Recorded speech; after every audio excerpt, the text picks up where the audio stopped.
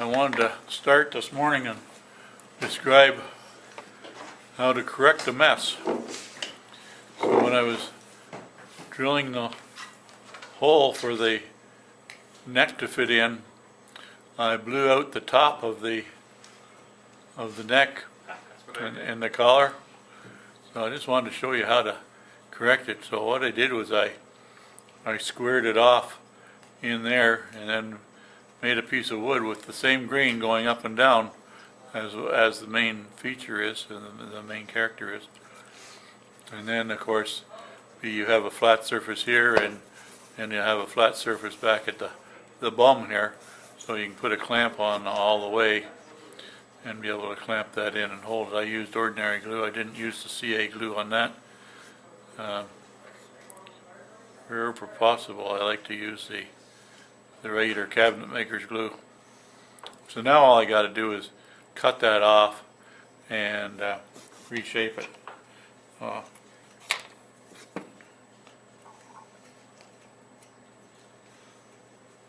I'll cut this piece here off and reshape it, and then once it's off, then I'll be able to make the round in here for the neck to fit in.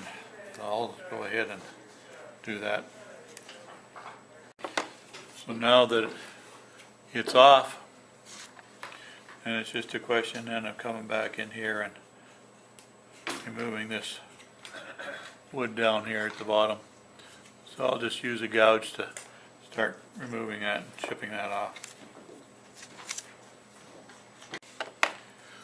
So that's how I had my whole design. I put it in on a bit of an angle so that the neck, once I shape it, can fit in there.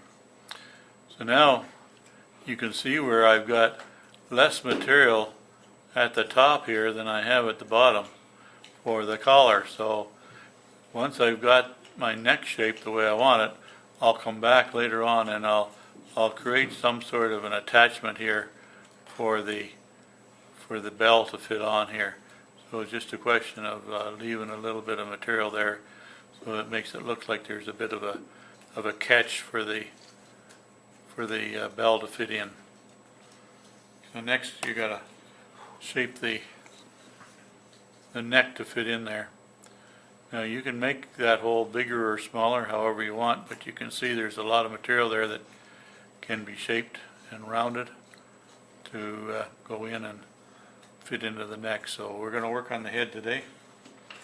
So let's get that neck shaped so that it'll come close to fitting in there, and then we'll work our way back up the neck towards the head.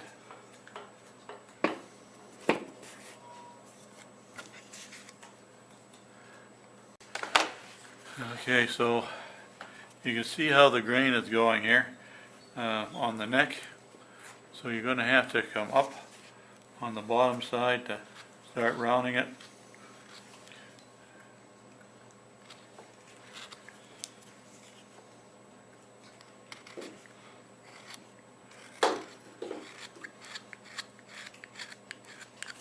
And down on the top side, because that's what the grain will allow you to do. You got to work with the grain, not against the grain.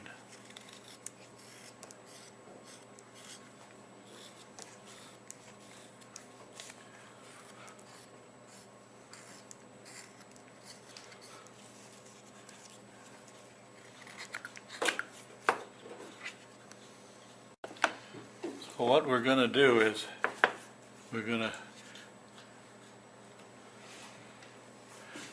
taper the end of this neck so that it's smaller to fit into the hole, better, and then it'll jam in as it gets wider up the neck. See, the neck is way too long as it stands. We're going to have to knock it in over the best part of a ½ inch, 3/8 of an inch. So you can see that by tapering the end of the neck, see how it's tapered? Now I can put it in there and it'll jam in there, and I can push it in and it has a friction fit. I haven't got it very round, but I'll round that a little bit more and make it a little bit snugger fit. So there it is with the neck in place. And again, you can have the neck as long or as short as you want. There's enough material there to make it long. If you want to have them, give them a long neck. But that gives the view that if it was done in one piece, that it's very tricky then to get up underneath here. So it looks like it's nice close proximity. All right, something like that. Now the collar doesn't have to be perfectly tight. Keep in mind that a collar would drag and be tight on the top and a little bit loose on the bottom, so that if it's a bit loose underneath there, that's not a big problem, because that's actually how it would be out in the real world. So we'll go ahead now and take a look at the design of the head. So on the diagram, you can see how he's got the eyes set. The eyelids are down, halfway down, and makes them look a little bit sleepy. So when I carved the original one, I tried to do the same thing. So you could have it like that as well. And so the big trick here is to get the symmetry, to get the division. So you need a center line put in and then measure out from either side. And notice how the eyes are tilted in closer at the bottom than they are at the top, so they're on a bit of a slant. And remember, we cut, when we did the rough out, we created two flat spots, one on either side. And now by having that like that, you can then divide it up and have a flat spot in order to carve your eyes. You can always round the eyes and the sides of the eyes later, but I find it a lot easier to carve on a flat spot than on a round spot. Now that eye is okay, but our next project is this donkey. So look at the difference in the eye there. The eye is totally different. He's got a slanted eye on the top. The eyelid is kind of a totally different look. So, but we'll stick with the original. So I'll go ahead and try and design that on the carving. So the first thing I do is I put in the parameters. I want to sit off of the cheek just a little bit, so I put my hand on the end of his nose and I created the arc going across here, and then I established the top of the eye by doing the same method. And you can see it's already starting to give the indication that those eyes are slanted because you're following the curvature of the snout. That big nose is coming around. So you're creating that shape right from the start. So then it's just a question of getting establishing your sides.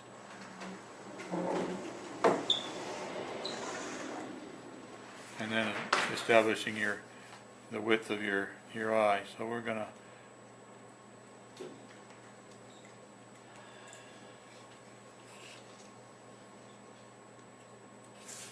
do that. So we've got the width of the eye established, and we can make them as big or as small as we want. I'll go ahead and round that off and get a kind of a final shape for it. So I've kind of massaged the outside of the eye on both sides, right down to nearly to the jawline, not quite about halfway, just below the ear here, and then up and around the top on both sides of that tuft of hair that's going to come across. And now we'll address that tuft of hair, and you can give it whatever shape you want, but if you notice on the diagram how there's only like 2 cuts in there, and that's a good example of less is more.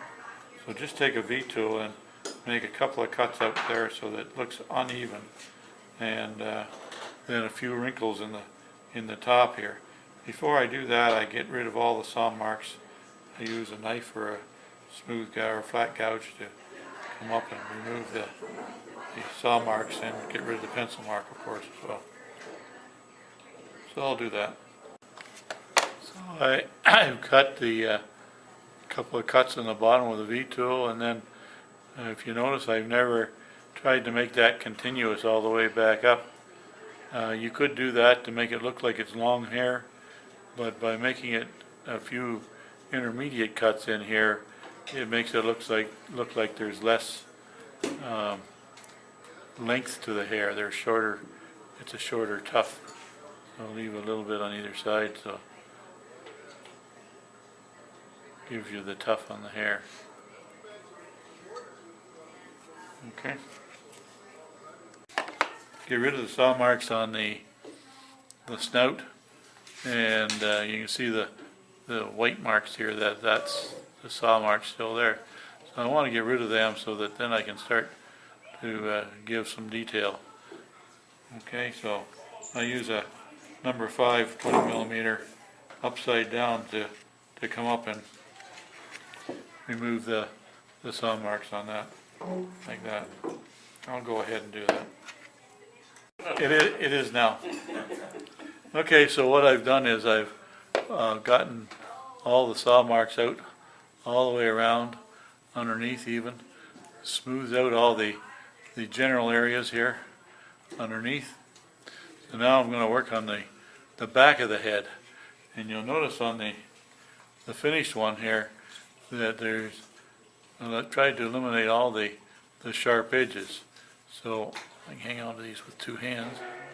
There, so this deep cut in here, I just took a high-sided gouge, number 11, and a fairly small one, and come through and create the nice round curvature in behind here, and then start rounding the back of the head around and even down into the back of the jaw down here, so that all comes around. So nice, smooth, no flat edges. Try and get as much roundness in it as you can. We're going to work on that just a little bit there.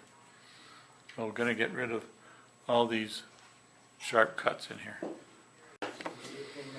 So there we are with the back of the head all the way up to the top, all rounded. No sharp edges in there at all, right from the back of the ear all the way around.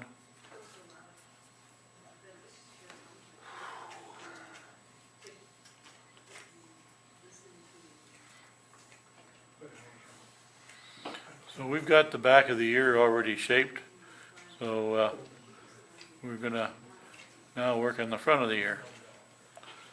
So once again, before I do anything, I'm going to come through there and I'm going to use a knife to clean off this so I get rid of all my saw cuts. And then I'll draw on what I want to have on the inner part of the ear. So I'll clean that off first. Okay, so in the diagram, can you notice that the way the oval in the ear is marked, okay, makes the ear look as if it is drooping down. So by having the kind of a point going up in close to the body and the outer part wider, it makes it look as if it's drooping down. So you can make that look that way. In this fella here, it kind of is that way, but it's not necessary. If you want to have it straight out, that gives them more of an alert look. So there we are. I've marked mine on how I figure I'm going to hollow them out, and that would be the outside parameter. And once again, I would take that number 9 gouge, number 5mm, and so that allows me then to go in there and remove the wood. Now when you remove the wood, move it towards the head, always. Otherwise, if you move it the other way, you're going to break that piece off and away it goes. So move it towards the meat, towards the thickness of the head. So I'll go ahead and do that. Okay, so there it is, hollowed out, both ears. And again, make sure you carve towards the head.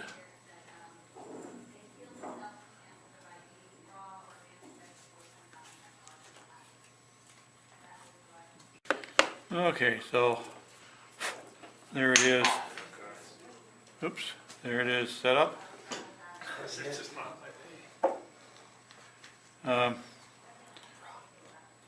It looks like I'm going a little bit more bulbous on one side than the other, so have to even that out a little bit,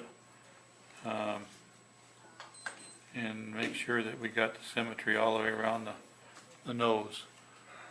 To me, that looks a little bit heavy through there, so I'll knock that down a little bit first. So next we got to find some nostrils. Now in the diagram you can see that the nostrils are kind of an odd shape there. Okay, I cheated a little bit and when I did the other one, and all I did was I made a cut with a gouge with a curvature and then came back underneath and removed a piece. And that seemed to work okay for me. I was happy with the way that looked. So I'm going to do the same this time. But first of all, I got to put a pencil mark on and try and decide exactly where they are to get some sort of symmetry on it. So I always work on the to my left side, and I'll put a mark there, and then I can see that so that I can find the mark on the other side. So you see how that works?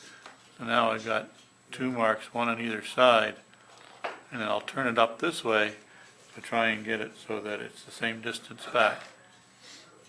And once I'm happy with that, and boy, they're pretty close right where they are, so I'll leave it right where it is, and you can see that they're relatively close to where they are. Keep in mind that you can only see one nostril at a time. So on my original one, you can see that I've got the nostril more or less vertical.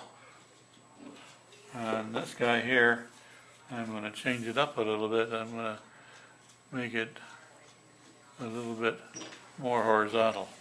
And I'll use a number 7, what is this, 6mm, and I'll put it in like yay,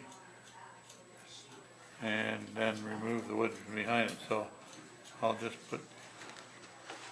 sponge that in there, wiggle it back and forth a little bit, go on the other side and do exactly the same.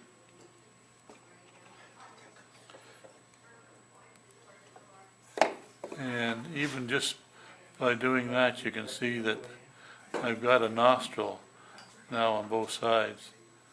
But I'll remove the wood out from underneath it, and I'll use the same gouge and come in slightly on an angle, rotate it, and pop that out. See how I did that? I put it in, rotate it, and then pop that out.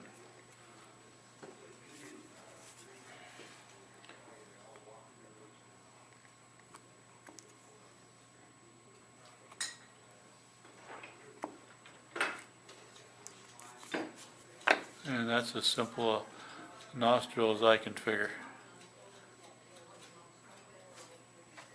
Do you remember